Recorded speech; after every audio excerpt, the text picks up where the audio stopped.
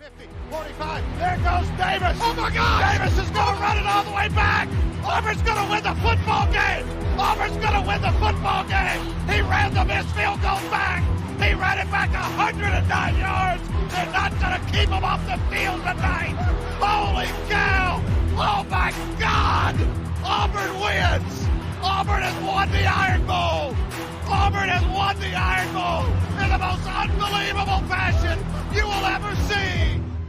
Oh, welcome in everyone to a brand new edition of the Dream Wager, episode 388. Today is Monday, April the 22nd, 2024. And Elvis, the skies are orange and blue, baby. Orange and blue skies. Off to a 1-0 series lead. Oh, it's amazing to be here, kid. How you doing? How's Florida? So Florida's great. You know, it's been a long day, but your boys here. I'm ready to talk over a great weekend of sports and what's ahead of schedule, Dill. Let's talk about it. Oh, we got to start with, it's been, honestly, besides the Knicks and 76ers, every game has been non-competitive. All the home teams have won, all been kind of blowouts, but the Knicks and the 76ers was the best game of the weekend. Knicks take care of business at home, 111 to 104. They cover. Game goes under the total and back and forth affair. They kind of locked up Jalen Brunson, 8 for 26. He did have 22 points, 7 assists, 7 rebounds, but, they did a good job with Maxey. Kyle Lowry, he is a pest, but he is so good at what he does. He even had 18 points, but I think the momentum shifted as soon as Joel Embiid got hurt second quarter. He still finished with 29, 8 rebounds and 6 assists, but he definitely just wasn't the same Embiid that we've known. I mean, getting rebounds and letting second opportunities by Mitchell and Hartstein, I thought that was very telling because normally Embiid would either block that or come up with the rebound. So I thought that was very telling. The 3-point shooting from the Knicks was elite, 45% from beyond the arc. And I really thought it was the bench points. We outscored them by I want to see where it is right now. We outscored them by over 25 points. The bench points, the turnovers was killer for them as well. So Josh Hart, can't that man do? 22 points. He had 13 rebounds as well. He literally did everything. They were daring him to shoot, and he took advantage of it, man. I thought it was an amazing performance by the Knicks. What'd you think? Yeah, Dill. You got to give credit, for the 76ers for coming out strong. Definitely came out in the first quarter, looking a little, ready to play. Like you said, Jalen Brunson started off slow. Kind of ended the game kind of strong, Dill, but I highly doubt Jalen Brunson has another off night like that, especially in this series, Dill. You got to give credit to McBride. I think he had a great first half, hitting those Yeah. huge threes to keep you in the game when the Knicks had, like a 12 point. Well, no, they're in the beginning, then, the Knicks kind of stretched it out in the second quarter, but that all started with McBride hitting those threes. And one of the biggest difference makers in the game, Dill, like you said, was the rebounding. You got what three players in at 7, and then you have Josh Hart and Robinson at 13 apiece each. I think the rebound advantage was a plus 20 Knicks. Over 10 on the offensive board. So like you said, if Joel Embiid was better, he'll be able to get more rebounds. But somebody else needs to step up and get those rebounds. And nobody on the 76ers was at over double digits with rebounds. So I think they got to tighten that up game 2. But give credit to the Knicks, like you said, Josh Hart won the game to me, especially down the stretch, hitting those 4 threes back to back to back. He was missing the wide open ones, and then when they started guarding him a little bit, especially down the stretch, last 3-4 minutes, he was making them. So give credit to the Knicks. The game almost got a little out of hand, and then they took care of business. It was a game full of just stretches. Knicks will go up 10, Sixers go up 10. So you gotta give credit for both sides for fighting, and then give the Knicks credit for just closing out the game. Yeah, like you said, I think the offensive rebound, we came into the playoffs number 1 offensive rebounding team in the East, 23-9. Total rebounds, 55 for the Knicks, 33 for the 76ers. That just can't happen. You know what I mean? So, like you said, they didn't have one person in double digits. Meanwhile, a lot of people say it was Josh Hart, but I really think limited minutes, or he actually got more minutes than Hartzine because he was doing so good. But Mitchell Robinson off the bench, 12 rebounds, 8 points. He was plus 20, but he had 4 blocks. He was a menace. He played great defense on Joel Embiid. He had 7 offensive rebounds as well. But like you said, it was just the bench. They only had 7 points from the bench. They had Paul Reed and Nicholas Batum scored. Cameron Payne and Buddy Hield, nada. They didn't do anything. Our guys off the bench, McBride, like you said, 5 for 7 from downtown. At one point, he was 4 for 4. He just couldn't miss. And he really sparked that comeback after the bad first quarter, putting him into the lineup. He had 21 off the bench. Bogdanovich had 13 off the bench. Mitchell Robinson had 8 points, but like you said, it's been a collective unit. OG hit a big three. So the guys that we traded for and we made an acquisition for in the deadline, they're coming and helping out and they're producing. So it was good. It was good to get the win at home. They covered. And yeah, looking forward to a game 2. Anything else you want to say about this game? Not Dale. Just real quick on the Embiid entry. You saw him go down with the alley oop attempt. Well, not attempt. He did it. He kind of dunked on OG as well. But Play of the game, Bo, by the yeah, way. you know, hopefully he's nothing serious. He's not sore or anything like that. Anything lingers throughout the series. Still, in the second half, he looked great. Especially in the third quarter. So I just feel like Joel Embiid's still not 100% because still that was his Oh, first no, dunk he's since he not. came back. Yeah. We see him, going up and down the court, still not 100%. So I just want to see him be a little more confident and trust his legs more and be a little more aggressive. You saw him fight for that rebound with that jump ball with Robinson, but other than that deal, I think Embiid needs to be a little more aggressive, especially on the boards if Philadelphia has a chance in the series. I just don't think he can right now. I physically think he's just trying to thug it out and be. No, I know, Dill, but if you don't want to go home in 4 or 5, you need to average at least 12 to 15 rebounds. If Embiid played like he did in the second half, Knicks in 5. They'll win one. They'll win one, maybe No, at yeah, home, but yeah. Because Oubre or Tobias Harris, somebody will have oh my a God, decent he night. had an awful Oh game yeah, though. he had a Tobias bad game. Harris was But garbage. I'll okay, say this though, Kelly Oubre had a decent game defensively. He had what, mhm. 3 steals? I think he was no 5 steals. Excuse me. So he was really pickpocketing and playing defense. Offensively, it was really Maxey. We could not guard Maxey to save our life. Kyle Lowry hit a couple threes as well, but yeah, I think Tobias Harris, if he doesn't show up, they might not win a game. He should be their third option, or he's getting paid like that. He gets paid like a third option. He's definitely not their third option, especially offensively. Though he did lead the team in rebounding. Give him credit with that. He got 9 boards, but still, you got to give us more, especially offensive. I think in the Yeah, first half he had 5 points. What I'm gonna do with yeah. 5 points in the first half? Like, come on now. You're gonna lose on the road in the playoffs. Yeah. But big win for the Knicks. We're back at it on Monday. Big win for the Nuggets. They take care of the Lakers 114 to 103. Great first half, I thought. Back and forth. I was like, okay, Lakers are live here. Anthony Davis was playing well. LeBron was playing well. Hit the shot at the buzzer to go up at half. I said, okay, momentum going into the third quarter. And then it got crazy. Third quarter got crazy. It always felt like, Lakers would cut it to single digits and then they would go on another run. I mean, what a game from the Joker. 32 points, 12 rebounds, 7 assists. Jamal Murray started off slow, but he did end up with 22 points. Michael Porter Jr. had a good game shooting the ball, 3 for 7 for 3. But yeah, collective effort. But the Nuggets, they still have the Lakers number, kid. Yeah, give the Denver credit just because the Lakers started off ready to play. They came out with aggression. They had the lead, had a 12-point lead. In the first quarter, started the second quarter, then the Nuggets started breaking that down. Dale, to me, the biggest difference in the game was the bench. Nobody besides Torrin Prince scored for the Lakers off the bench. D'Angelo Russell had a horrendous game, shot 6 for 20 from the field, 1 for 9 from Yeah. three. Dale, I highly doubt. A small chance he has another game like that, but he's gonna have a better game come game two. Hachimura didn't put up a bunch in this, Disappointing. but he didn't have a good game. Not gonna bash it, but the bright spot for the Lakers, AD and LeBron, they were there. They were ready to play, Dill. So I like the fact that AD gave you 32 and 14. You could live with that. LeBron, he came out on fire. I think he hit his first three attempts. He had like what Yeah. 10 points in the first quarter.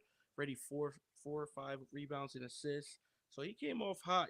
I just feel like the Spencer Dinwiddie's, the Gabe Vincent's, those guys need to go out. They didn't even get a shot attempt up, Dill. You got to go out there and be a little more aggressive. You can't just go out there and do nothing. Huh? And Austin Reeves as well, Dill. I need Austin Reeves to Disappointing. do a little more than just 9 shot attempts. Think about it. He shot over 50% from the field, but he Yeah. just wasn't getting those shot attempts. So I would love D'Angelo Russell to, calm it down a little bit and let Austin Reeves get some of those shots. Let Hachimura get some of those shots. And then with Yeah. Denver, Dill, real quick, they started off slow. Murray got it cooking, especially in the second half. Joker had a very quiet second and third quarter. Started getting it in the fourth quarter. Though, to me, it was a great overall win from just everybody. Aaron Gordon had a decent game, like you said. Michael Porter Jr. hit a couple threes. He had a great game. Caldwell Pope, he's doing what he's doing. And then the guys in the bench, none of them really had a huge game, but collectively, those numbers double what the Lakers outscored on the bench. So great game overall for Denver. I was just a little surprised that the Lakers was able to get a 12-point lead in Denver in game one. Yeah, to open up, they came out and give credit to the Nuggets champions. They weathered the storm. They took their best punch, and then they came back and they got the last punch. But you're right, you took exactly what I was gonna say. And Austin Reeves has to step up more. D'Angelo Russell needs to stop fucking shooting. And I don't know what the coach Navarre Ham is thinking. Why the fuck is D'Angelo Russell and Dinwiddie on the floor together? Both of them are liabilities on defense. I don't know why Spencer Dinwiddie got into the game, if I'm being honest. I'm not, no disrespect to Dinwiddie, but he posed no threat offensively or defensively. So I don't know. I was confused. I thought they were on the same floor at the same time together. I was like, yeah, this is not a recipe for success. But yeah, Austin Reeves, it's not like he shot bad. He just needs to shoot more. They need that. And yes, Anthony Davis, and it's great to see Anthony Davis playing well, healthy, getting 14 boards. He was really cleaning up the glass. LeBron was great as well.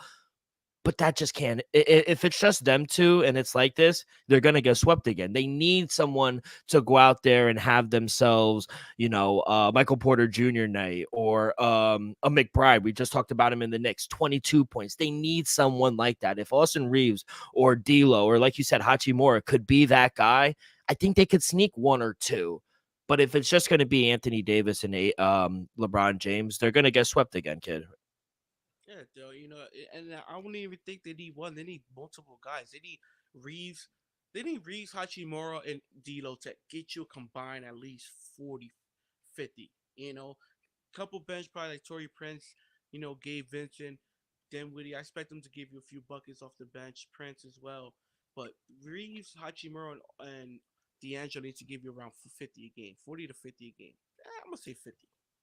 That's you're asking a lot from them, but That's 15, 15, 20. Somebody could give you 50. Reeves could give yeah. you 18. Russ could give you 20. Hachimura could give you 15 to 18.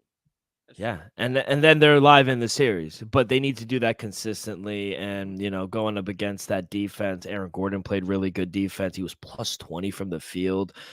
He might not kill you with the offensive numbers, but he doesn't need to. That's not his game. There's multiple mouths to feed on that team. But yeah, big win for the Nuggets at home earlier in the day. Timberwolves. I mean, it just was never a game. After the first quarter, they did lead the Suns 28-27. After that, they never looked back. Minnesota Timberwolves. I mean, Anthony Edwards, if he wasn't already a superstar kid, the kid is going to be one of the greats. 33 points, 9 rebounds, 6 assists. He was out here talking to his favorite NBA player, just hitting threes in his face, stealing. It just looked like he was having a great time. Karl Anthony Towns had a good game. Rudy Gobert, double-double, 16 boards, just cleaning up the glass, 14 points. They had Reed coming off the bench. He had 12. They literally got it from everywhere. Alexander off the bench had 18. They rout the Suns 122-95. Okay, what are your thoughts on this game? Yeah, Dale, I wasn't able to catch this game, but I was able to catch highlights of the recap. Dale, Kevin Durant had himself an amazing game. You need more from Devin Booker and Bradley Beal. Those guys are scoring machines, and the fact that you got 33 from the output from the between them, that you just can't have that, especially on the road on playoff time. And then with Minnesota, though, to be honest, I'm just surprised it looked that good. The fact that he was able to handle business against the Suns basically throughout the entirety of the game, especially in the second half, never letting them come close, always keeping double digits plus. Got to give Minnesota, which is a young team, credit for that. Karl Anthony Towns still working himself back in. He looked great. Like you said, Edwards had a great night. The whole bench collectively, Dill, had himself a night. Rudy Gobert still gonna do his thing. 16 and 14. That's a 30 piece for the night. Rudy Gobert can't ask for nothing more from Yeah. Rudy is 16 and 14. So I'm just surprised it looked this good for game one in this series. Maybe game five at home, they probably would have looked this good, but to look this good in game one, I'll tell you what, Phoenix is in trouble. Phoenix is in trouble, and it's not on KD. I feel him. I mean, he's at Definitely not. he's at he's the only one balling. I couldn't be more blunt about it. Like Nurkic not doing anything. He only got 4 rebounds. Like that's your center, and you got out rebounded by Grayson Allen. Yeah, I'm gonna let that sink in.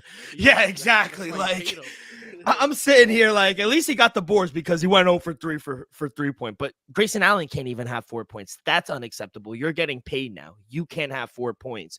Devin Booker, the Kardashian effect is in live effect. I called you after the game and I said, I don't know why he went back to Kendall. Granted, she's beautiful, but look, 18 points. He was 5 for 16 from the field, negative 15 from the floor. That just can't happen. You are the second best player on that team. You need 25 to 30 points. If you have 25 to 30 points, it's kind of a game. Bradley Beal needs to step up as well. 6 for 10 from the field, 1 for 3 for 3. They're 3. And then, like you said, the bench, they couldn't really get anything besides Royce O'Neal, who actually had a pretty decent game. No one else from their bench helped them out at all. Eubanks didn't do anything. Young, Bull. No one did absolutely anything. So this is another one, man. I know a lot of people love the star power on the Suns, but if Minnesota comes out and plays like this, and you're right, I know I picked Minnesota, but I thought especially game one, the nerves would kind of get to him. I didn't expect them to come out this strong, this efficient from the floor as well. They shot 50% from the floor. Not 43, not 40. They shot 50% from the floor. If you're shooting 50% from the floor, we didn't play in the league, but you're going to win 9 out of 10 of those games. Yeah, you'll slip up one game, but this team is going to be hard to beat. They have size, they have depth. And when Anthony Edwards is on, I don't think he could stop. I don't think there's a single guy on the Suns that could guard Anthony Edwards. And I think that's the problem. Yeah, Dale, you might be right. Grayson Allen could probably stick with him at times, but reality, he's just not athletic enough. So, KD got the hype. At the end of the day, he's too slow, especially he's too slow KD's, now. 36, 37. So, yeah. It's definitely Anthony Edwards is definitely a tough matchup for the Phoenix Suns. Are the Suns in trouble, or you're not going to overreact because it's game one? No, I'm not going to overreact, but they're definitely in trouble just the way I almost said that the Timberwolves look, Bill. They just looked like the flat out much better team overall. Do I expect Bradley Beal and Devin Booker to give me a little more? Absolutely. But do I expect Karl Towns to possibly give me a little more? Yes, I do. So, it was just such a dominant performance. It's just tough to see the Phoenix Suns just they're gonna switch it up just like that. Can they bounce back? Absolutely. Yeah. But Timberwolves just gonna have to have an off night because if they clicking all cylinders like they was last night, it's gonna be a tough series. Yeah, 100% agree. And it sucks because they do have greats on their team. I really do like Brad. I know I bust his balls, but Devin Booker, he's one of the greats. Bradley Beal's really good, and we all know KD is going to be a Hall of Famer. So it's like it sucks that they might get bounced early, and you could hear it, and you could see the frustration on Kevin Durant's face after the game, and because he wants to win, he's ultra competitive, just Yeah. like everyone is. So Like it's one we'll point to see. lose. It's 1 point to lose by like 7 or 8, but Yeah, just to squeak it, 25. yeah, and beat down basically double digits the whole second half. Like that's tough. Yeah, it's tough. So people need to step up for Phoenix. Let's see if they could do that. And then the first game on the slate on Saturday, Cleveland takes care of business, 97-83. They cover the 4.5 or 5, whatever you were able to get. Game goes under, but what a game for Donovan Mitchell. 30 points. He had 2 rebounds, 3 assists, double for both Evan Mobley and Jared Allen. Jared Allen 16 and 18, Evan Mobley 16 and 11. They got double digits from everyone except Max Strus on the starting lineup there, and Garland had 14 and 8 as well. It was a collective win for the Cleveland Cavaliers, kid. What'd you think?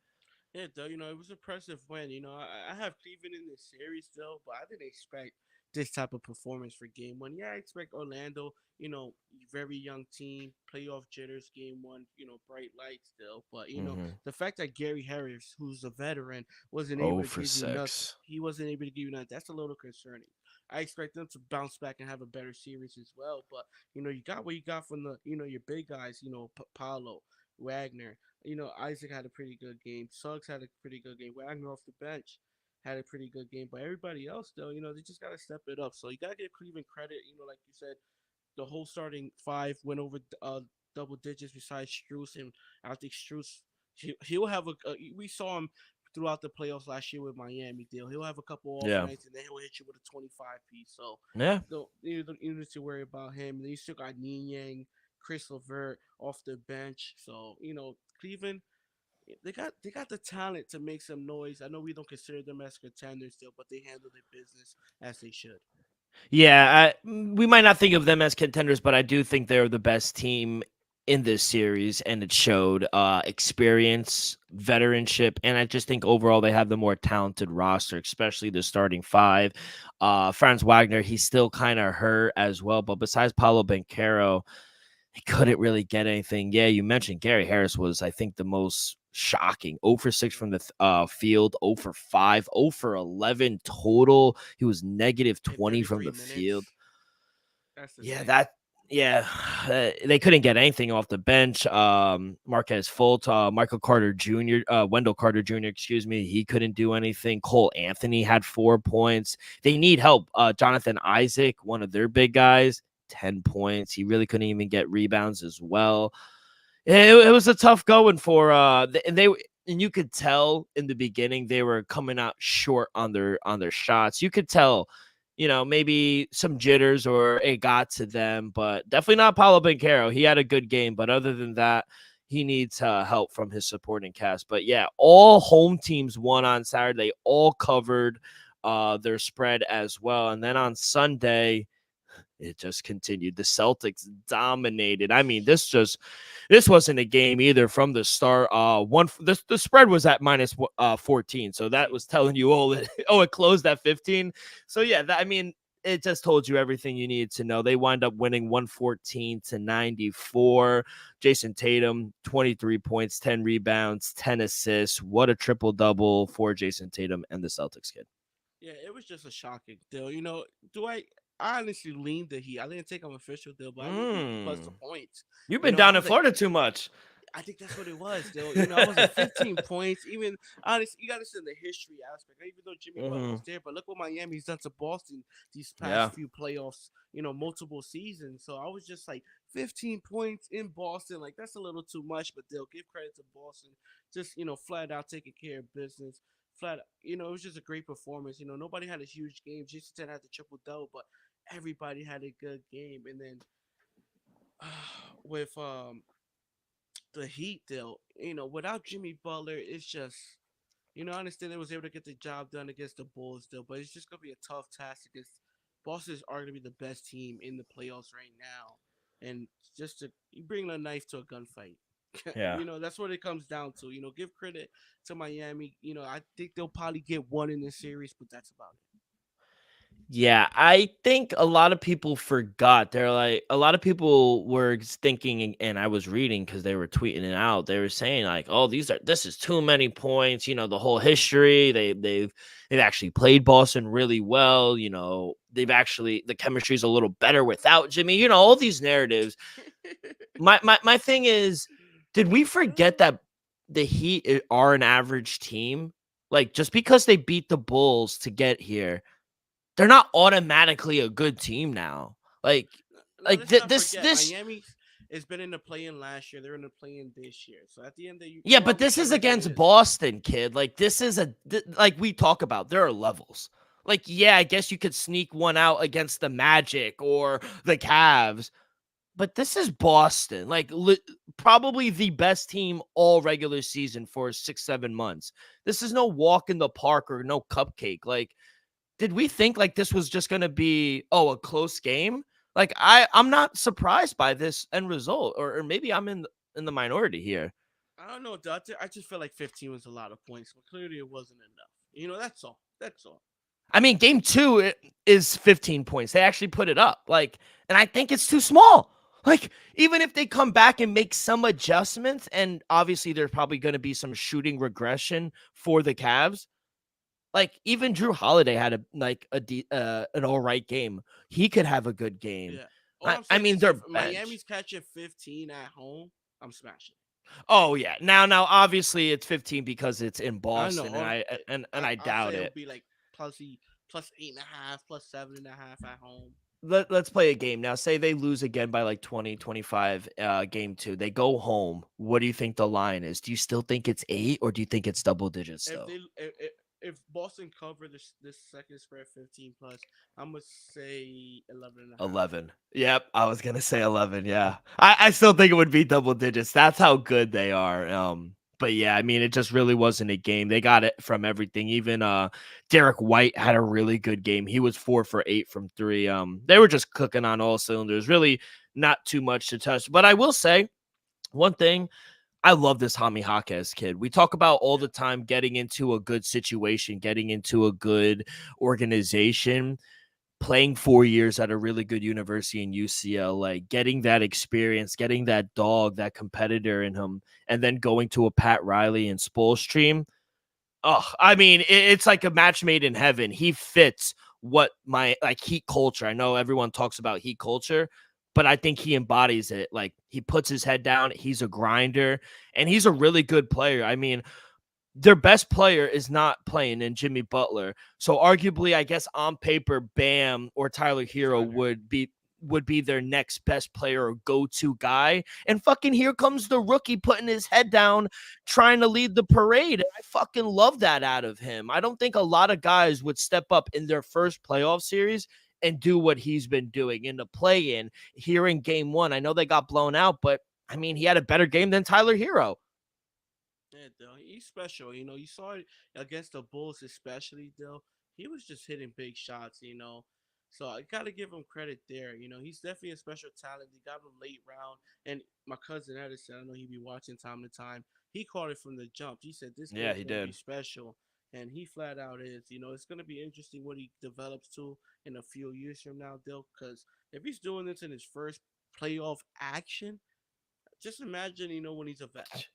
Yeah, just imagine. Yeah, me and Ed were texting during the game, and when he saw him, like, he loved him when they drafted him and he's watched him on TV. But when he actually went to a Miami Heat game and saw him play, he was like, "Bro, he's my new favorite player," and I can't blame him. The guy is very fun to watch, and I hate the fucking Heat. So, but big win for the Celtics, and they have game 2 on Wednesday. The other game on Sunday, another home team win and cover. The Los Angeles Clippers win 109-97, and they do it without Kawhi Leonard. James Harden, have yourself a game. 28 points, 8 assists, 2 rebounds. He was 6 for 11 for 3. He At one point he was like 5 for 5. I was like, yo, this guy is not missing. Paul George had himself a game. Zubac had 20 Super. points as well. Terrence May had 13 points. Westbrook, legend, 13 points off the bench. I mean, this team was really good, and they did it without Kawhi. That was very impressive. Yeah, the most impressive fact is no Kawhi, and though with Dallas on the other hand, though in the first half especially, it got nasty early. For the people who didn't Yeah. catch it, Luca and Kyrie was the only, even though they had slow first half, though they were the only bright side. PG Washington, he was okay, but first half he struggled as well. Though it just they couldn't never got in rhythm offensively. Though you gotta give the Ty Lue and the Clippers credit, and like you said, James Harden, he had himself a vintage James Harden. They looked like Houston James Harden. They'll 6 3 pointers, dishing them out as well. They'll when if you have James Harden playing like this night in night out, the Clippers are definitely in the mix of things in the West. Russ, he looked good coming off the bench, like you said, Zubac had a huge game, 20 and 15. I didn't expect that. He always has good rebounding numbers to give you 20 points offensively. Deal, you can't expect nothing more from the Clippers. So give the Clippers credit for just blowing them out. I understand it was just a 12-point game to end, but they were in control early in this game. So Yeah. Clippers Yeah. look really good. Yeah, it got ugly real early.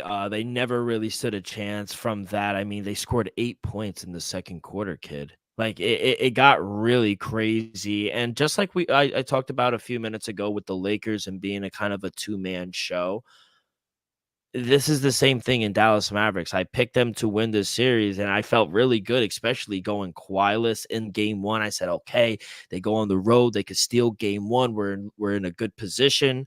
I mean, if they play like this, regardless if Luka and Kyrie go for 30 again next game, it doesn't matter because they have the better coach, they have more talent, more depth, and they're just a better team right now. And I really thought that, if it was just 2v2, whether it was like James Harden and Paul George versus Luka and Kyrie, I was like, oh, my logic was, I'm going to take Luka and Kyrie every day and twice on Sunday because I honestly think they're just better than Paul George and James Harden.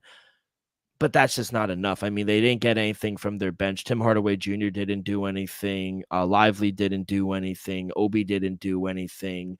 PJ Washington was the only other player that kind of did something, but he was 4 from 10 from the field, 2 for 7. I mean, he had 2 turnovers as well. So they really couldn't get anything going offensively. And then defensively, they couldn't stop a nosebleed as well. So shot 38% from the field. From three, they only shot 30%. The Clippers shot 50% from three. They hit 18 threes. So they got out rebounded as well. It's just everything. They were just a better team. And, I guess I wanted to ask you, I wasn't really surprised Kawhi didn't play game one. Everything that we've been reading with the swelling in the knee, you know, I don't want to hear anything about Team USA anymore. He got the last open spot. Like, you can't even play in a fucking playoff game, but we're talking about you're going to be playing in, I guess, a little over a month and a half or 2 months in June for Team USA. And I get it. It's cool you're representing our country and whatnot, but your team needs you right now. And if you can't go, that's fine. But don't talk about, oh, we're about to play for Team USA. I mean, I really thought the Mavs were going to win in 6 if Kawhi didn't play, but they're proving me wrong. Yeah, I didn't expect this.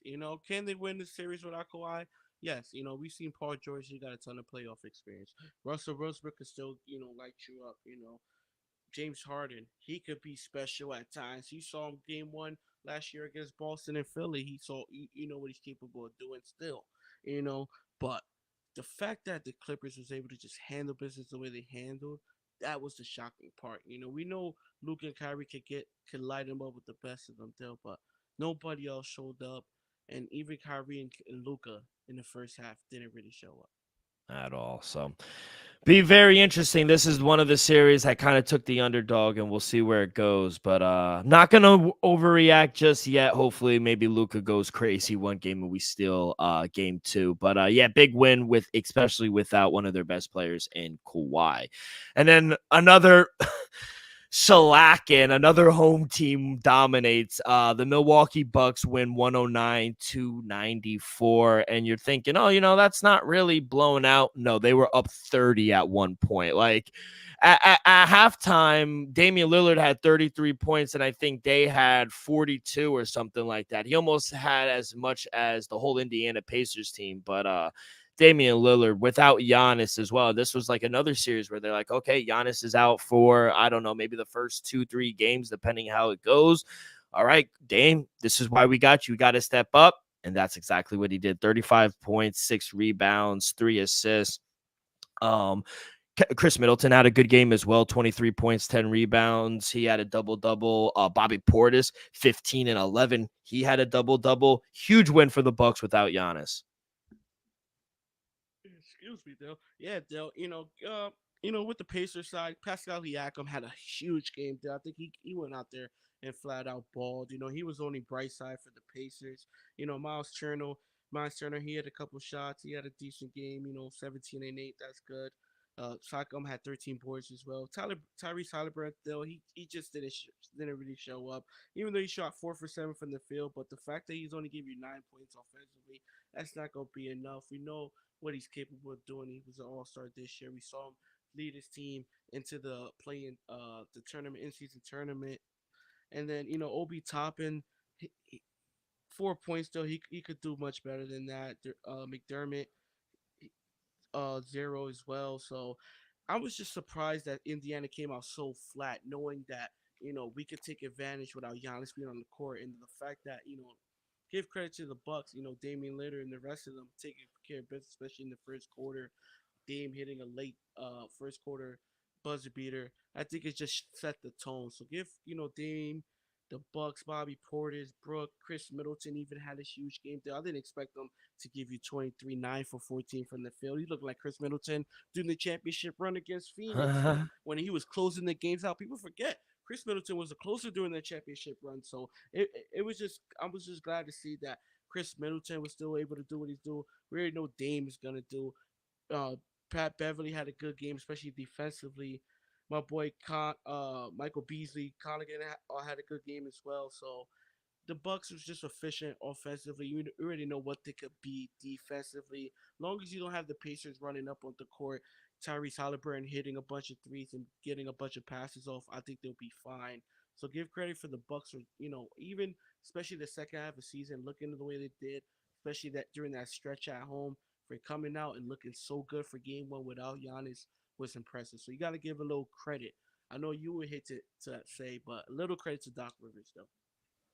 Yeah, and I'm glad you brought up Doc Rivers because he said before the game, he said, you know what, we've only had, since being here, we've only had 4 practices together, but we're right where we want to be. We're in a good spot. And I was like, that's very interesting to say because I guess us and a lot of the media would say they're actually not in a good spot. They were coming into the playoffs not playing the best basketball, but I mean, if they're playing like this, I think they could sweep them. I mean, gauge your level of concern of when do you really insert Giannis. Say he comes to you and you win game 2 here at home, you go back to Indiana.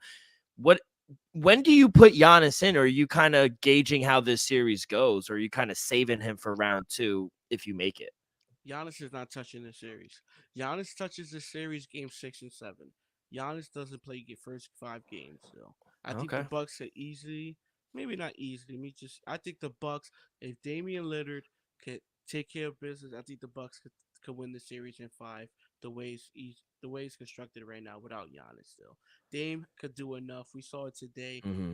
He doesn't need to give you 35 a night though. He could easily just give you 25 plus. And I think that will be enough for the Bucks to take care of business. Yeah, there's just too much depth. There's too much talent on this team with Damian Lillard, even Brooke Lopez. I mean, defensively, what he's able to do, he had 3 blocks, and he didn't even really have a good game shooting because he really didn't need to. Chris Middleton, like I said, Bobby Portis, they have so much depth on this team and so many ways to score. And I think this is a great matchup for him or for the team in general because Indiana plays absolutely no defense. Rick Carlisle and them. Pascal Siakam, like you said, he was literally the only person putting his head down and getting to the cup. No one else wanted to do anything. Halliburton was scared to shoot. It was actually bad to watch. I mean, he couldn't do anything. Miles Turner had he had a couple shots, but Nembhard didn't do anything. Neesmith didn't do anything. TJ McCollum had 10 points off the bench, but other than that, this team played no defense and they were scared to shoot besides Pascal Siakam. So, yeah, it doesn't look good for the Indiana Pacers. But I agree. I think, God forbid, hopefully it goes for maybe 5 games. But yeah, I don't think Giannis is touching this series. And then the last game, the New Orleans Pelicans and the Oklahoma City Thunder, they just tipped off right now while we're recording. Right now, OKC -8.5 point favorites. You like them here at home? I mean, if we're betting people like we are, I mean, the home team Yeah. and they're covering. It gotta be somebody out there with a parlay that had every home team, every favorite out there. So it gotta be somebody that's gonna be looking to cash a part. Still, to be honest, every home team covered the spread. I think Yeah. one has to fail. I think OKC, Pelicans plus 9.5 right now gotta be it. Okay. Even the 76ers, I know that was much closer, but the spread was so short. I think it was like 2.5, 3, depending on what you got it. I But got 3.5. I think it closed at 4.5. oh, okay. So yeah, regardless, it's still covered. But something we didn't do well on, or I didn't. I speak for myself. 0-2, UFL weekend. My parlay didn't hit either. It was just a weird weekend. St. Louis, I guess, was the only really dominant win. St. Louis defeated Memphis 32-17 early on Saturday. Birmingham, they survived a muddy one. I mean, they had the whole rain delay or the winter delay in Alabama. They delayed it about over an hour and a half. They come back. DC takes the lead late, and then Birmingham comes back and wins a nail biter 20-18. That was a sneaky one. San Antonio as an underdog at home. They wind up winning outright over Michigan.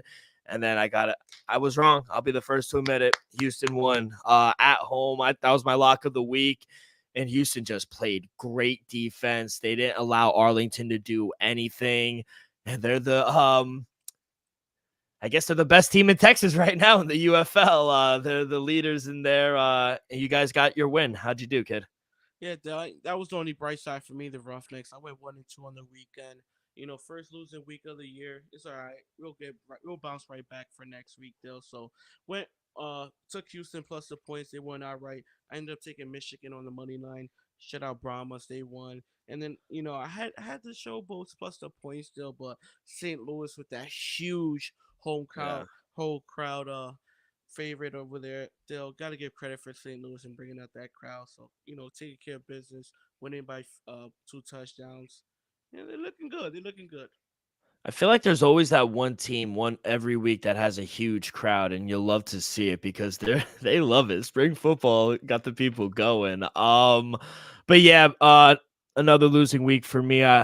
No excuses. 5-7 on the year so far. I got the one push. So we're only as good as our last bet, but luckily for us, we have a lot more weeks left in the UFL. So we're on to week 5. I'm not even paying attention to week 4 anymore. It was weird anyway. I was doomed from the get. There was 3 games on Saturday. Who does that? I was better with the 2-2, right? 2-2 is better just because viewership wise. I'd rather watch some on Saturday, some on Sunday. But hey, exactly. So we can't please everyone. But I was on that's vacation about anyway. So. You were chilling. That was it for the weekend. No NFL news, but we're under 3 days, kid. 3 days and 21 hours away from the NFL draft. All of Wednesday is going to be dedicated to our draft. We got our favorite plays. might have my own mock draft again for this year. So we'll be diving into all things NFL draft on Wednesday's show. But kid, let's get into these plays. Before we do that, quick word from our sponsor. We are brought to you by Viva Tequila Seltzer, the most refreshing hard seltzer on the market, hands down. It's no wonder why Viva was voted #1 hard seltzer in the world by San Francisco World Spirit Competition, with only 88 calories, 0 carbs, 0 sugar, and a light 4.5 ABV. Viva is the perfect drink for your post-game celebration, as it was created with the active lifestyle in mind. We flavor our tequila seltzer because flavor is the spice of life, and we like our drinks with just a kick. just like how we like our lives. Whether it's Huckleberry playing around a golf with the boys or an elderberry watching the NBA playoffs, it doesn't matter. Our favorites pair perfectly with the Artisanal Blanco tequila for that subtle and refreshing drink. Our belief here at the Dream Wager and at Viva is to live long, live well, and live it up. All right, kid, let's get to it. We got 3 games on the slate for today, Monday. We will start in the NBA. The Cleveland Cavaliers, game 2, hosting the Orlando Magic, went up 5.5. They're laying at home, minus 218 on the money line, plus 180 for the Magic. Over under is at 202.5. Can the Cavs make it 2-0, kid? Yeah, Dill. I'm going right back to the wishing well. I'm going to take Donovan Mitchell over the points as well, over 25.5. Last game, I think it was 26.5. He went over. He's just a scoring machine come playoff time, Dill. Like I said, he's going to average about 30 in this series. And then with Cleveland, I'm going to lay once again at home, Dill. Do I expect Orlando Magic to play much better for game 2? Absolutely. But I just think Cleveland will take care of home field advantage throughout the playoffs. Well, throughout this series, I apologize. And Donovan Mitchell take care of business. You know, Allen, Mobley, if they give you double digits rebounds, both of them, and still give you double digits points as well, I think it's just going to be a tough night and series for the Magic. Yeah, right there with you. I'm going to take the Cavs minus 5.5. The Magic, like I said, they look slow. They look like the jitters got them. A lot of their shots, where they didn't get their legs underneath them. They were short. I don't know. I looked like the moment was a little too big. It looked like it rattled some of the younger guys, not Paulo Banchero, but some of the other supporting cast. Cavs, like I said, they're the more experienced team. They have the better roster. They have the better coach. I think the Cavs are the right side here, especially here at home. I think they want to defend home court. I'll lay the 5.5 as well. Let's go to the next game. The New York Knicks hosting the 76ers. Knicks laying 5.5 as well at home, minus 205 on the money line. Plus 170 for the 76ers. Over under is at 209. Joel Embiid is questionable, but you got to imagine he will be ready to go. He did play the second half. Yeah, Dill. This one was a little tough when it comes down, Dill. I think it will be another close one. I think this will be the closest series, honestly, in the first round with points to margin by victory, Dill. So I think another close one. I do think Knicks take care of business once again at home, but I'm gonna lean Philly plus the 5.5. Dill. I think it's gonna be a similar game. Both teams will go on a few runs, and then it's just gonna be. Down the stretch, who's going to win you the game? It's going to be Brunson, it's going to be Embiid, or it's going to be a role player. It's going to be Tobias or Josh Hart with a couple of threes. So I think it's gonna be a nip and tuck game, though. I think it's another close one in the Garden. I lean the plus 5.5, but my official play will be give me Kyle Lowry over 8.5 points at plus 105. To me, this number is ridiculous. We saw the game he had game 1, pesky on defense, hit a couple threes offensively, still give you big shots, still could draw fouls. He still takes the charge too. Though he's just a pesky vet, and he's comfortable in the situations. He's been there and done that. So for the fact that you're getting plus money at over 8.5, though, give me Kyle Lowry smash it. Yeah, and he's not afraid to shoot the three too, especially if they leave him alone. He could hit those wide open threes. Yeah, I don't mind that play, but taking the 5.5. Did you not watch the game? I mean, give me the Knicks, kid. It doesn't matter. I mean, what an off night. You said it yourself. You don't expect Jalen Brunson to be that contained again. I don't either. I think we saw the worst Knicks team, actually. I thought we didn't play the way we could play. I thought there was a lot of turnovers early on. I thought they rattled us. We weathered the storm, especially in the second quarter. And if our bench is performing like that, I mean, they don't really have a bench to begin with. Just Joel Embiid, if he was healthy and he wasn't hurt, I would say, yeah. I mean, take the points because I think he's the X factor, and I don't think we could really guard him. The only person I'm really scared about is Maxey. I mean, he got anything he wanted. Don't say Tobias Harris. We saw what he did last game, kid. I know you want to hope for it, but he's just not it. So yeah, I'm gonna lay the 5.5 here with the Knicks. Joel Embiid is banged up. I think we take advantage down low. Let's go to the last game on the slate for tonight. LA Lakers looking to even it up at 1 apiece in Denver. Denver laying 7.5 at home, minus 290 on the money line, plus 235 for the Lakers. Over under is at 223.5. Kid, you took the 7.5 last time. They didn't win. Are you going right back to it? Yeah, I don't know if the Lakers will win game two, but I like the +7.5. Give me the plus Oh, 7.5 on the road, deal. I expect D'Angelo Russell to have a little more of a fishy game. I expect uh Austin Reeves to take a little more shots. I think he'll be efficient from the floor. I expect Anthony Davis to have a similar game. LeBron, he's gonna do everything in his power to win. And those role guys, off the bench, even Hachimura, he's a starter, but Hachimura needs to have a better game. Dinwiddie, uh, Gabe Vincent, those guys need to come off the bench at least give you something, Dale. And then with Denver on the opposite side, I think the Joker is he's probably gonna average a triple double in this series. Jamal Murray is gonna do what he do, but do I expect Michael Porter to give you 19/20 points a game? I don't think so, Dale. To me, what was impressive is the fact that the Lakers had a double-digit lead at one point in this game. Do I think they're gonna maintain it and sneak out a victory, Dale? No. But do I think they could lose, a close one? Yes. So I'm gonna take the plus. I'm gonna take the +7.5 on the road.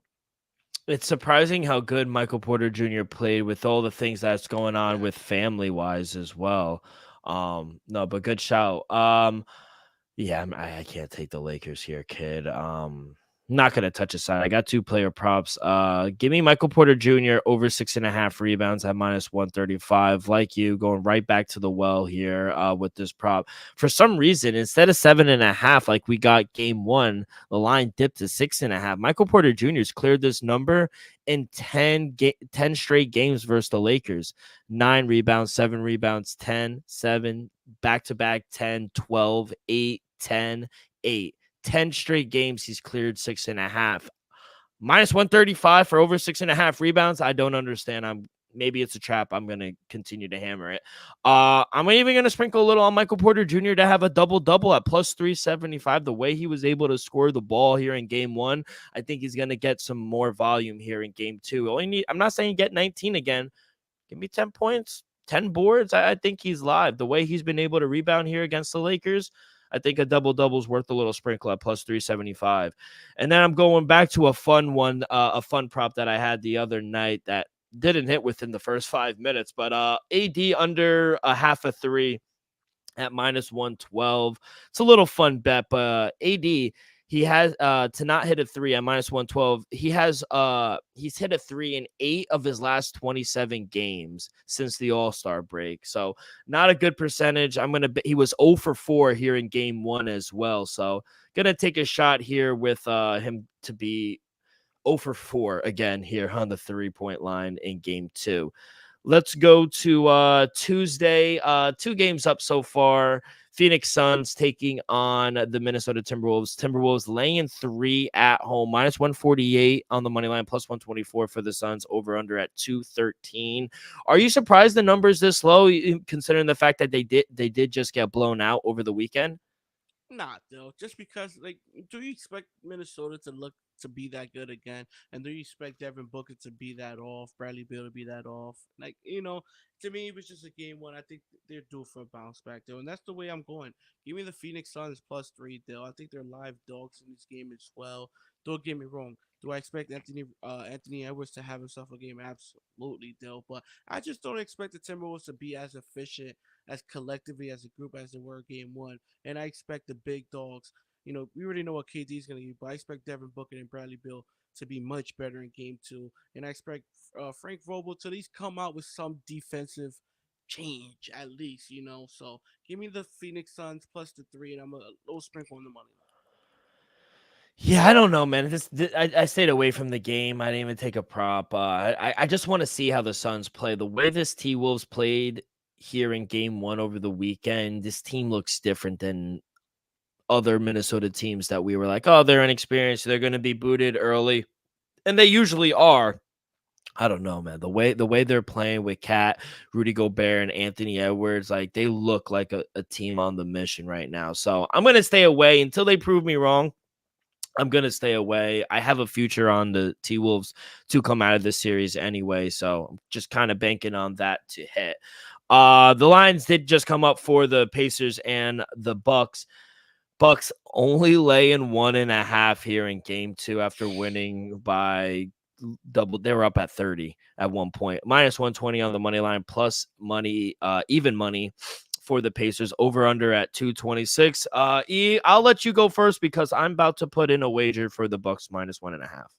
Yeah, Dell. Give me the Bucks on the money line -120. Give me the Bucks -1.5. Dell. We saw Damian Lillard and company take care of business tonight. Tyrese Halliburton in his first playoff career game.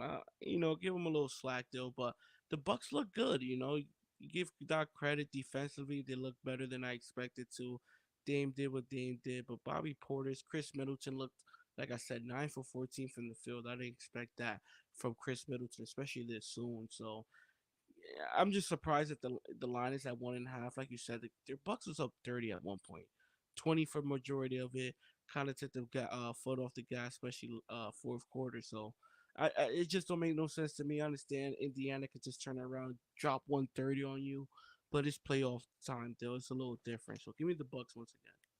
Yeah, I just put some money on the Bucks minus 1.5. I don't understand it. I mean, the way I anticipated Indiana to come out is the way Minnesota came out. Like they had nothing to lose, but it looked like people didn't want to shoot. Besides Pascal Siakam, it didn't. Yeah, I think maybe there's some positive regression coming, but the way Tyrese Halliburton, Miles Turner looked, it didn't make me feel confident in backing them. So I can't back the Bucks here at all, kid.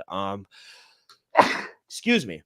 Let's go to the next game. Dallas Mavericks on the road taking on the LA Clippers for game 2. Dallas Mavericks, surprisingly, are the road favorites, -2.5, -142 on the money line, +120 for the Clippers.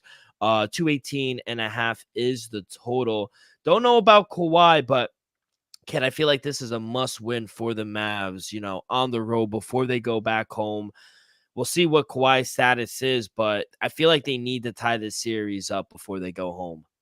Dill, give me the Mavs money line -120. Dill, I just feel like they're due for a bounce back. I don't expect James Harden to give you what he gave you today. He gave you what 28 and 8. I guarantee James Harden has under 18 points come game 2. Paul George, he's gonna do. Norman Powell, I expect him to be a little better off the bench as well. But overall, I think Kyrie, Luca, and then the supporting cast overall will have a much better game deal. I think the Mavs take care of business. Give me the -120. Give me the -2.5. All right. Good. I appreciate you. We'll take care of Wednesday's games. I think it is the Miami Heat and the Celtics. They play on Wednesday. We'll take care of that on Wednesday's show. But anything else here that I miss or you want to talk about on the NBA before we hit the diamond? No, that's all, though. That's all. All right, let's get to the diamond. By the way, how was your weekend on the bases? I feel like we've been hitting really good plays for baseball. Yeah, Dill, on the weekend show, Friday, I went 4-1, so I had a good day. Yesterday, I wasn't really able to put any, but I think yesterday I went 2-1. Not sure. I'm not sure if I put bets in yesterday, and today I was busy all day. So gonna be back out there Monday and Tuesday. Yeah, Friday show I went 5-2, and then Saturday 5-4. Today 2-5. Gave some of the money back today, but hey, we're gonna get it back. We're gonna get it back here on Monday. I got 5 plays for you. And we got day baseball. I love day baseball, and it is in the Bronx. The New York Yankees taking on the Oakland Athletics. JP Sears going for the A's. Carlos Rodon going for the Yankees. Yankees -238 on the money line, -1.5, -105, +195 for the Athletics, -115 on the money line, on the spread for the Athletics. Over under is at 8. What do you like here, kid? Still, I had to stay away from this game. I kind of leaned the over, shockingly. You know, I just don't trust it, Dill. Do I think the Yankees are the right side? Absolutely. But to lay the run line with them, I'm not gonna do it. Oakland has been pesky, Dill. I just feel like it could be like a 5-4 game. I think this game could slightly go over. Wouldn't shock me if it does, but I just stayed away. That's just a feel I have. Yeah, I don't like I said, I don't usually do this, but I'm gonna take the Athletics +1.5 at -104. Think JP Sears can keep him in it. 1-1 on the year, 4.36 ERA. He has been pretty decent. He has 9 strikeouts in 20 innings. Walks are the concern. 9 walks are the concern. But I think the Athletics, they could keep in hold with the Yankees. And at -102, I think it's great odds. So yeah, I'm gonna take a shot here with the Athletics. Next game on the board, Cincinnati Reds hosting the Philadelphia Phillies. Phillies -122 favorites on the road, +102 for the Reds. Hunter Green going for the Reds. Ranger Suarez going for the Phillies. Over under is at 9. Yeah, I think this number is a little too short here for the Phillies. I know Cincinnati just came off a weekend sweep over the Los Angeles Angels, but Philly, they've been playing really good as of late, 8-2 in their last 10 games. They've won, I think, 6 in a row. They just swept the Chicago White Sox. Granted, probably the worst team in the league, but it doesn't matter. Ranger Suarez is pitching phenomenal. That downward action he's getting on lefties because he's a lefty has just been filthy. He's 3-0, 173 ERA. I'm not going to overthink this one, kid. Give me the Phillies here on the money line. Yeah, like you say, just don't overthink it. You got the much better pitcher, Suarez, on the round. He's been dealing all season long, like you said. 173 RA, 3-0. Philly's just a much better ball club. Cincinnati, give credit, take care of business over the weekend. But give me the Philly -121 on the money line. All right, we'll go to the next game. Pittsburgh Pirates hosting the Milwaukee Brewers. Jared Jones going for the Pirates. Joe Ross going on. Probably it was a pitching change. I didn't see him earlier. Joe Ross going for the Brewers. -130 for the Pirates. Brewers +110. Over under is at 8. Stayed away from this one, kid. Real no feel on it. Pirates have kind of been regressing back to normal, but yeah, couldn't really touch anything here. Yeah, Dale, give me the dogs. Give me Milwaukee on the road +110 on the money line. Dale, you got Ross on the mound. Jones going on the mound for Pittsburgh, but like you said, Pittsburgh is regressing and shockingly, Milwaukee's marching along. Dale, I like what they've been going on in that +110. I think that's the best value for the game. So give me the dog of the day as the Milwaukee Brewers. Yeah, I mean, their bats have really been on fire and something we're not really accustomed to seeing in Milwaukee. Let's go down to Tampa, kind of where you are. The Tampa Bay Rays hosting the Detroit Tigers. Tigers short favorites on the road, -115, -102 for the Tampa Bay Rays. Tariq Skubal going for the Tigers. Zach Lido going for the Rays. Over under is at 7. Yeah, give me the Tampa Bay Rays here, kid. I got it at even money a little earlier in the day, but Zach Lido's been just as good as Tariq Skubal. Skubal, he's the name. Everyone likes him. And granted, they should. He's really good. He's their best pitcher. But Zach Lito's actually been better this year, in my opinion. I think the Rays are a much better team. And just like the Pirates, the Detroit Tigers have been regressing as well. 4-6 in their last 10. Yeah, Tampa Bay coming back home. They just had a tough series against the New York Yankees. I think this is a good spot for them. So I think the wrong team is favored. Give me the Tampa Bay Rays at home. Yeah, I lean that way. The game I went to, I just see a little pitch on the mound. Good outing against the Angel. He let Mike Trout hit home run in the first. Well, then That's Mike Trout, though. Yeah, exactly. Dill. I lean with Tampa as well. No official, but I lean with Tampa a little on the mound. It just worries me. And not just this incident. It's anytime you want to back Tampa, they have the second worst bullpen ERA in the American League. So you've seen it live. They just blowing leads. Let's go to the next game. Atlanta Braves. No pitchers on the mound. So yeah. Yeah, it's Weathers and Lopez. Weathers. Okay. And Lopez. Weathers and Lopez. Oh, okay. Ryan Weathers and Robin Lopez going. Okay. -225 for the Braves. +185 for the Marlins. Over under is at 9. I didn't even see pitchers here, kid. So I got nothing for this game. You like anything here? I'm staying away, dude. I gotta lean the run line against the Marlins. Atlanta at home. Gotta lean the run line at -110. Dude. I think that's definitely the right side of this. Honestly, we taking it official. They cashed the other day. I'm gonna go right back at it. Give me Atlanta on the run line at home. All right. Team. Well, this is another game I'll have nothing on because there are two teams that are on my do not bet list. Chicago White Sox on the road taking on the Minnesota Twins. Twins -180 favorites with Chris Paddock on the mound. Jonathan Cannon going for the Red. I almost disrespected and said Red Sox. White Sox +150. Over under is at 8.5. yeah, these are my do not bet teams. Yeah. Not gonna touch anything here. Stay away as well. I'll lean the under 8.5 just because the potential is a low, very low Low. scoring game. Yeah, I mean, not one. They have one person entering today on the White Sox batting over 187. Just one. They've scored more than 2 runs one time in the last 10 games. So maybe take a team total under because they can't score. Let's go to the next game. 4 games left. Kansas City Royals hosting the Toronto Blue Jays. Pick 'em -110 both ways. Yusei Kikuchi going for the Blue Jays. Brady Singer, excuse me, not Bradley. Brady Singer going for the Royals. Over under is at 8.5. I'm going to take Brady Singer and the Royals here at home. I think they're the better team as well. I think Brady Singer's better than Yusei Kikuchi. 2-0, 154 ERA. Strikeouts are high, walks are low. And I just think the Toronto Blue Jays are a very inconsistent team, especially at the top of the lineup. George Springer, fantastic defender, but he's only hitting 203. Bo Bichette, 227. Even at the bottom, Craig Biggio's not really doing all that well. Kiermaier in center field, great defensive gloves, but offensively, they've just been a really inconsistent team. I think Kansas City Royals are a much better team, so I'm going to take the Royals. They got the better pitcher, better lineup. Yeah, I might take them. Yo, I'm on the same way. Give me the Kansas City Royals -105. I'm just gonna agree with everything you said. I just think Kansas City is just a little better of a team at the moment. I do like Toronto, but when it's at a pick 'em, you gotta lean the home team. So I'm going right there with it. All right. Let's go to the next game. St. Louis Cardinals hosting the Arizona Diamondbacks. Short favorites at home. St. Louis Cardinals -115, -105 for the Diamondbacks. Over under is at 8.5. Lance Lynn going for the Cardinals. Brandon Fart going for the Diamondbacks. What do you like here, kid?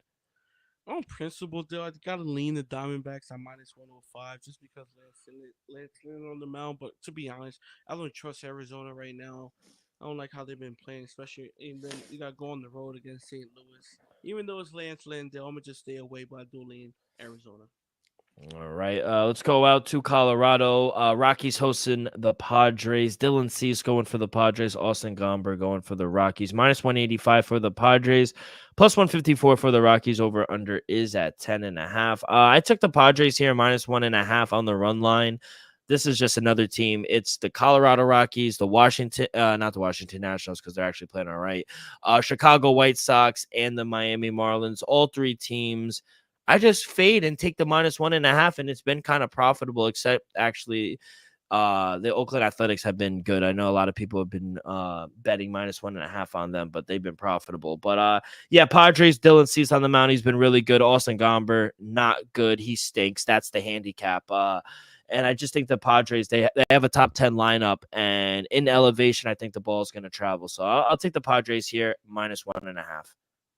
Yeah, that's another stay away from me. I'll lean that way as well. I do think the Padres take care of business, but to lay it on the road, even though it's Colorado, I just stay away, but I do lean that side.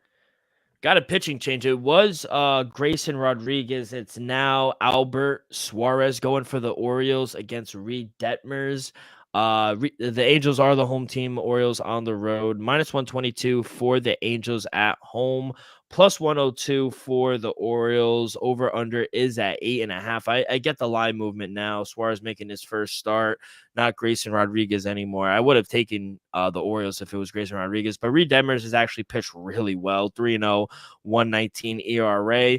Might be like a nice buy low situation here for the Angels. I know they've been playing really bad. They've lost 4 in a row, but I know Reed Detmers is really good, and at home they might be catching Baltimore slipping. So yeah, maybe the Angels, but nothing official. Yeah, Dale, before the pitching change, I did have Baltimore on the money line, Dale. But like you said, with Demers on the mound, Dale, I saw him pitch live. He shut down He Tampa, was dealing. Yeah. especially the first five. Dale, the game was quick. You know, like it got to the seventh inning quick. So I think he could definitely. Before the pitching change, I like Baltimore, but now I think the Angels are favored for the reason. So Yeah. I'm gonna just the tickets in, so I'm gonna just stay with Baltimore at +102. All right. Hopefully their bats just show up for you and you get the job done. But kid, that's all I got. Like I said, huge episode on Wednesday. We're gonna break down everything draft related, give you our favorite bets heading into the draft. Can't wait. Gonna be watching live. I'm excited. I went back to the Jets taking a wide receiver now. I don't know. I'm all over the place. I might be somewhere on Wednesday. We'll see, kid. But thank you so much. Any last words before we get out of here, kid? When you coming home?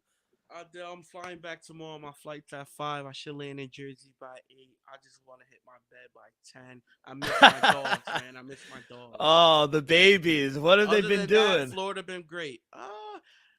They've been terrorizing. I ain't gonna hold you. My mom has had enough. She wants she wants you back.